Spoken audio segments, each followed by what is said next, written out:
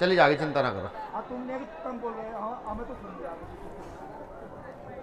उन अखंड ज्योति का जयकारा, जिस अखंड ज्योति ने यहां पैदा होकर के सद्गुरु रविदास जी महाराज के मिशन को, इस आंदोलन को, इस लड़ाई को बहुत बड़ा कर दिया। सबसे महत्वपूर्ण, ये जो पुरुष समाज इधर बैठा हुआ है, ये जो गलत खान पान में पड़ा जाता था, ये जो रात दिन जो है कोई सिमरन नहीं, कोई नाम नहीं, सिर्फ अपने खान पान के विषय में सोचता था और न जाने नाली से लेकर कहां कहां पड़ा रहता था, इन्हें जो सुधारने का सतगुरु ने काम किया, एक जयकारा उनका।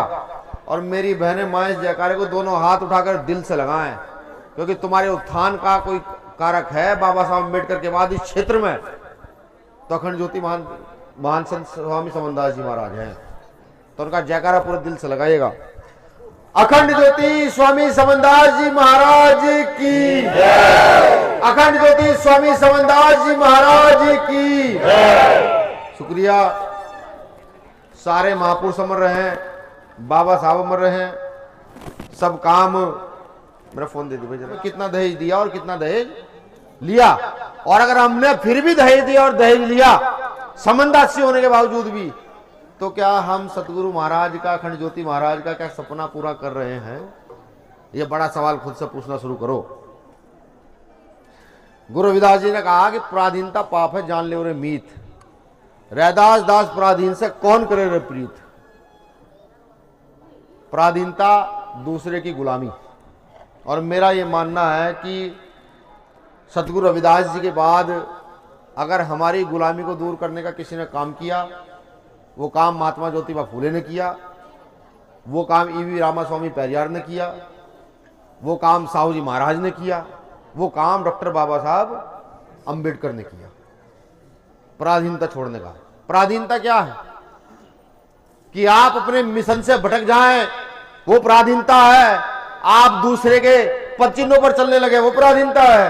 गुरु रविदास जी साफ साफ कह रहे हैं, कब 600 साल पहले, जब आज तो टेंट मिल गया है, ये मेरी बहनें मुंह खोल के बैठी हैं, हम सब यहाँ चिट्टे कपड़े पहन के बैठे हैं। 600 साल पहले जब गुरु रविदास जी कह रहे हैं, जब चलने का अधिकार नहीं था, बोलना तो छोड़ दीजिए, उस समय गुरु रविदास जी कह रहे हैं कि ब्राह्मण न पूजियो जो हो गुणहीन, चरण पूजियो चंडाल के जो हो गुण प्रवीण। कब कह रहे हैं? 600 साल पहले कह रहे हैं कि ब्राह्मण नहीं पूजना जिसमें गुण ही ना हो, ऐसे चंडाल की पूजा करो जिसमें गुण हो, ज्ञान हो, बुद्धि हो, क्षमता हो, उसकी पूजा करो। हमने क्या किया? हमने क्या गुणवान व्यक्ति को जानने का प्रयास किया? क्या गुणवान व्यक्ति को पूजने का प्रयास किया, सीखने का प्रयास किया? नहीं किया।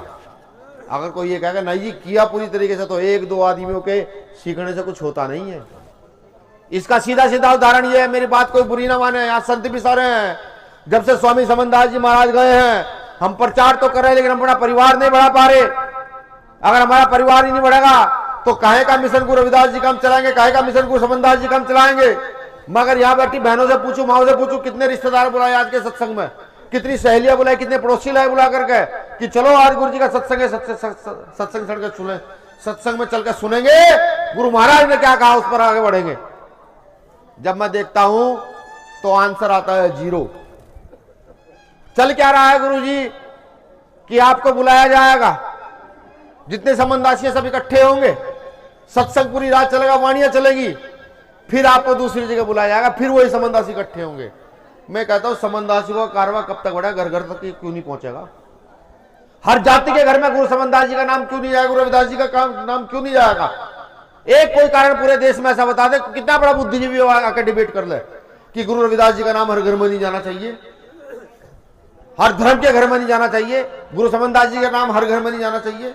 गुरु रविदास जी ने बराबरी को कहा, गैर बराबरी नहीं कहा। हर जाति धर्म के व्यक्ति को गुरु रविदास जी ने कहा समान है। उन्होंने बेगमपुरा राज की स्थापना की बात कही कि बेगमपुरा राज स्थापित करना है। हमने क्या किया?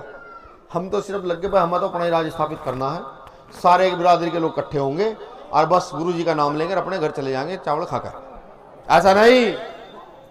अगर आप गुरु रविदास जी को समझाना शुरू करो तो मैं कहता हूं हर जाति हर धर्म का व्यक्ति उनकी विचारधारा को मानने के लिए तैयार है। आप स्वामी समनदास जी के विषय में बताना शुरू करो तो हर समाज का व्यक्ति उनके बारे में जानने के लिए तैयार है। गुरु समनदास जी शिक्षा पर जोर देते थे, हमें जब भी मिले, जब भी उन्होंने हमारी कमर थपथपाई और कहा बच्चों को शिक्षा की ओर लेके जाओ।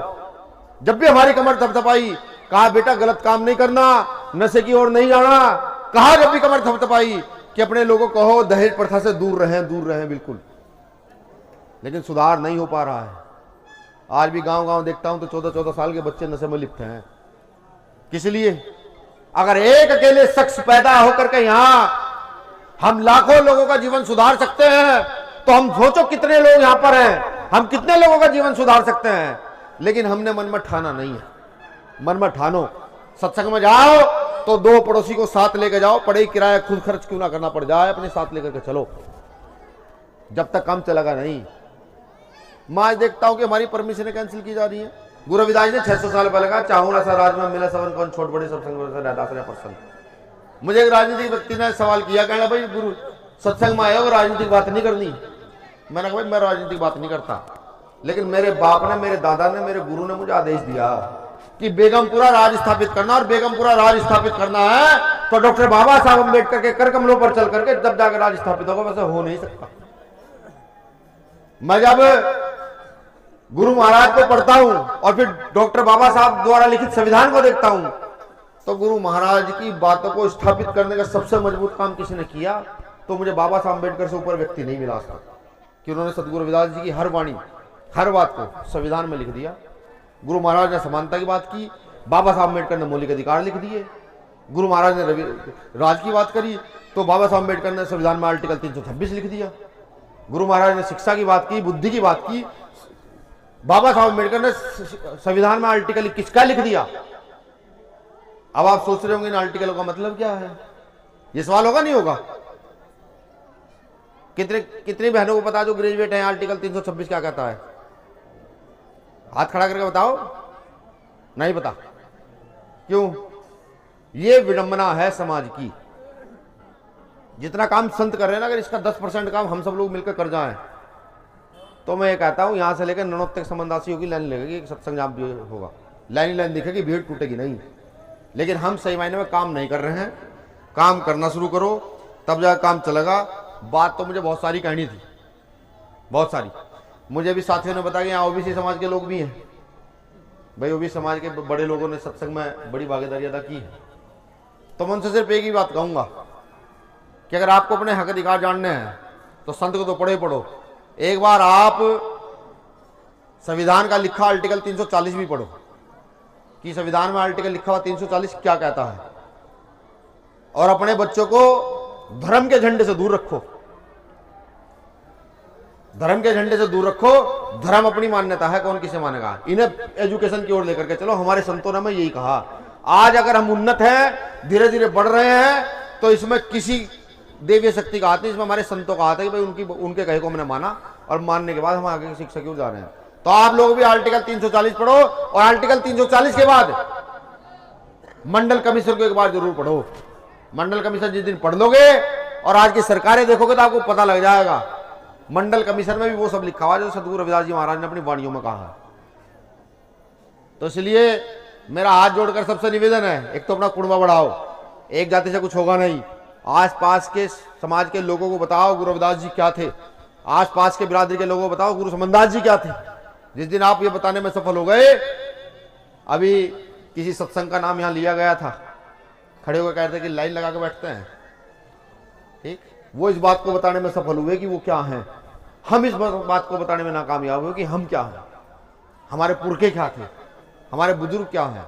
जिस दिन हम बताने में सफल हो गए तो ये चीज़ आगे बढ़ जाएगी। अब एक बात, रात तो मैंने गुरुजी वहाँ थे, बिना माइक के कही थी। फिर मैंने सोचा बिना माइक के क्यों कहनी भाई, ज़्यादा ज़्यादा क्या होगा, लोग जूता लेके पीछे भागेंगे, तो तुम गलत कर रहे हो। लेकिन फिर सोचा कि नहीं, अगर गुरुजी का काम करना है तो बात तो कहनी पड़ेगी। एक मेरी बात बहुत गौर से सुने, तुम्हें बुरी लगे मेरी बात जो मैं कहने वाला हूँ, मेरे भाइयों को भी। एक, नशे से दूर करो, इन बच्चों को नशे से दूर लेके जाओ। चंद्रशेखर भाई ने साहब कह दिया जिस दिन बेगमपुरा राज स्थापित करेंगे पहले नशबंदी करेंगे नशे की। यहाँ से शराब बिल्कुल बंद करा दी जाएगी, किसी की हैसियत नहीं होगी शराब बिक जाए क्षेत्रों में। शराब बिल्कुल बंद, जो पीने वाले होंगे वे भी साइलेंट हो जाएंगे भाई, जब बंद होगी, जब मिलेगी नहीं तो पियेंगे कहाँ से। दूसरा, एक नया चलन चल पड़ा गुरु जी। चलन क्या चल पड़ा है? कि गांव के गांव में ब्याह कर रहे हो। बहुत सारे गांवों में चलन चल रहा बड़ी तेजी से, चल रहा नहीं चल रहा, आपको बहुत सारी सूचना ही होगी। यो सही है या गलत है? गलत है जी। जोर के बताओ, सही है या गलत है? यो बदला जाना चाहिए नहीं बदला जाना चाहिए? बदलना चाहिए जी। बदला किक्कर जाएगा? बताओ किक्कर बदला जाएगा? जब तक हम बालकों को समझाने का नहीं तब तक नहीं बदला जाता। हाँ जी। गांव की बहान, गांव की लड़की बहान है, ये जब तक नहीं समझाने के जब तक काम चलेगा नहीं। और गांव का लड़का भाई है, जब तक ये समझाने की चलने का नहीं। अगर तुम्हें कहीं कोई पसंद भी आता है बाहर गांव तक, और कोई नुकाता ना भाई ब्याह नहीं होने देने, तो गुरु जी को जाकर बता दो, गुरु जी अपने आप देखेंगे क्या होगा। गुरु जी पर टाइम नहीं तो हम जैसे व्यक्ति को बता दो, भाई ऐसी सी बात है भाई साहब, इन्होंने मामला है, ब्याह करना है, हम देखेंगे। लेकिन गांव का मामला भाई बंद करना पड़ेगा। यो गंद जो फैलना शुरू हो गया है, इस गंद को रोकना जरूरी है। पहले तो लोग हमें पहले ही कहें नशे के कारण कि इनका कोई कुछ नहीं हो सकता, समझ गए। और अगर यो भी काम शुरू कर दिया तो फिर लोग हमें क्या कहेंगे। तो इसमें बड़े सीखने की जरूरत है, मारपीट की जरूरत नहीं है, समझाने की जरूरत है। और सत्संगों में बैठकर इन बातों को समझाना शुरू करो।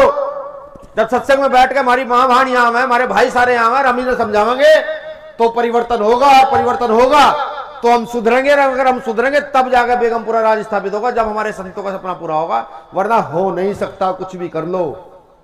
अगर संतों का सपना पूरा करना है तो हमें समझाना शुरू करना पड़ेगा। सुनो भाई, जो 18 साल 20 साल 25 साल 30 साल के नए नए लौंडे हैं, सुननी पड़ेगी इन बुजुर्गों की, सुननी पड़ेगी। इन्होंने अपने बाल धूम में सफेद नहीं कर रखे हैं, ये इन्होंने बाल अपने बड़ी मेहनत करके सफेद करे। मैं बहुत सारी जगह गुरु जी देखता हूं, ऐसी आज भी उड़ीसा में चला जाऊं तो हमारे महिलाओं पर कपड़े नहीं है पहनने के लिए। आपने देखा होगा धोती सी लिपटी हुई कुछ फोटो आती होंगी, उन पे ब्लाउज तक के पैसे नहीं, ब्लाउज भी पहन ले रंग का साड़ी लपेट के रखे हैं। ये हाल हमने देखे। यहां तो हम राज कर रहे, अच्छी रोटी है, जब सत्संग होता है 1000 आदमी आके भंडारा खा जाओ, कुछ भी फर्क नहीं पड़ता। वहां चावल नहीं है खाने के लिए, इतने बुरे हालात हैं आज भी। अब सोचो कितना काम करना है। हमारे संतों ने क्या करना है यो हमें बता रखा है। और अगर भाई हम अपने संतों का कहना भी नहीं मान सकते तो भाई हमसे नालायक कोई है नहीं, हमसे बड़ा नालायक कोई नहीं है। सब अपने पुरखों की जमीन जायदाद को आगे बढ़ावे। हमारी जमीन जायदाद हमारे पुरखों के द्वारा दिया गया ये आंदोलन है, ये वाणियां हैं जो उन्होंने कहा, ये हमारे पास ही है और कुछ नहीं है। देखो कबीर साहब की कितना अच्छा दुआ लिखा हुआ कि जाति ना पूछो साधु की, पूछ लीजिए ज्ञान। समझ रहे कितना अच्छी लाइन लिखी हुई। अगर हम इस पे भी चल जाएं तो सुधार। 5000 साल लठ बजा, यहां ओबीसी समाज के लोग भी गौर से सुनना, 5000 साल लठ बजा लगातार हम लोगों पे, ठीक। और आज अगर हमारा बच्चा अच्छी नौकरी पे लग जाए ना तो कैसे कैसे शब्दों से नवाजा जाए, मुझे पता है इस बात का, समझ रहे। 5000 साल के बाद बाबा साहब अम्बेडकर आए, तब जाकर गुलामी से आजादी दी। और आज भी अगर 70-80 साल हो लिया आजाद हुए, अगर आज भी हम ये समझने को तैयार नहीं है कि हमारी गुलामी दूर कैसे होगी, तो फिर महापुरुषों की गलती नहीं, इनकी गलती नहीं है, ना इनकी गलती बैठे हुए हैं। ये तो अपना काम करे, इन्होंने पूरा जीवन दे दिया, पूरा जीवन दे दिया, पूरा जीवन ब्रह्मचर्य व्रत का पालन कर दिया गुरु जी ने, ठीक। अब ये तो देखना हम है भाई, इनका सम्मान कैसे हमें बढ़ाकर रखना है और इनको आगे कैसे बढ़ाना है, तब जाकर काम चलेगा मेरे भाई। समाज सुधार जरूरी है। समनदास जी महाराज का यही आदेश था, मानव मानव एक समान है। समाज सुधार करो, दहेज प्रथा बंद करो, नशाखोरी दूर करो, आपस में एक दूसरे से प्रेम भाईचारा बनाकर रखो, लोगों की सेवा करो, कोई परेशान है उसके साथ खड़े हो। यही समनदास जी का संदेश है और दूसरा उनका कोई संदेश नहीं है। ना उन्होंने कहा कि भाई तुम्हें चमत्कार से कुछ मिल जाएगा। अगर किसी भी समनदास जी के सामने गुरु जी ने ये कहा हो, कभी कोई कहता हो कि गुरु समनदास जी कहे तुम्हें चमत्कार से कुछ मिल जाएगा, ना, कभी नहीं कहा। कर्म को प्रधान बनाया कि कर्म ही प्रधान है। खेत में गेहूं बोओगे तो गेहूं होंगे, अगर खेत में गेहूं नहीं बोओगे तो गेहूं चमत्कार से होने के नहीं है। यही कहा गुरु समनदास जी ने, यही कहा गुरु रविदास जी ने। यही बात हमें आगे बढ़ानी है। और पढ़ो, यहां ओबीसी समाज के 80 समाज के लोग बैठे, पढ़ो, पढ़ के आगे बढ़ाओ। मैं पिछले सत्संग में भी कहा था, मेरी गेल तो 10 मुसलमान भी हमें गुरु जी को सुनने, यहाँ 10 ओबीसी भी हमें सुनने, यहाँ गुजर समाज के लोग भी हमें सुनने, यहाँ थारी गेल कितने लोग आ रहे, बड़ा सवाल यो है। जब भी अगली बार सत्संग में आओ तो 2 लोगों को लेकर आओ। कितने लोग, कौन कौन ऐसे आदमी जो 2-2 लोगों को एक्स्ट्रा साथ लाऊं जो समनदासी नहीं है, जिनको सत्संग सुनाने के लिए लाना, हाथ खड़ा करके बताओ। झूठ ना बोलियो, जिसमें दम हो 2 लोगों को लाने का वो हाथ खड़ा करियो। मेरी माँ में तो दम रहा नहीं इनमें, ये नहीं ला सकती पड़ोस में, बात तो बना सके ये। बस 5 ही लोग हैं भाई, 5 ही लोग, तो 5 ही लोगों से खुश हो गुरु जी, कम से कम 10 लोग तो बढ़ेंगे। 10 लोग तो कम से कम 10 लोग तो उन्नत होंगे, 10 लोगों के घर तो सुधरेंगे। ठीक, शुक्रिया गुरु जी, कुछ मुंह से गलत निकल गया तो उसके लिए माफी चाहता हूँ, समय मैंने थोड़ा ज्यादा ले लिया। जय भीम, जय भारत, एक जयकारा लगा दो, मेरे में भी एनर्जी सी आ जाएगी। बोलिए संत शिरोमणि सतगुरु रविदास जी महाराज की, संत शिरोमणि सतगुरु रविदास जी महाराज की, अखंड ज्योति संत समनदास जी महाराज की, अखंड ज्योति संत समनदास जी महाराज की। बाबा साहेब, बाबा साहेब। अंत में 1 सेकंड की बात और कहूंगा, संसद में एक ही माई का लाल पैदा हुआ जिसने समनदास जी महाराज का नाम रोशन किया, गुरु रविदास जी का नाम रोशन किया। संसद में खड़ा होकर सीना चौड़ा करके गुरु समनदास जी का नाम लेता है अखंड ज्योति के नाम के साथ, तो उसका नाम चंद्रशेखर आजाद है। ठीक, कंधे तक कंधा मिला खड़े रहना मरते दम तक, चाहे इधर की इधर हो जाए दुनिया, हम नहीं बदलना, खड़े रहना, ये बात हमेशा ध्यान रखना। शुक्रिया, जय भीम, जय भारत, जय संविधान।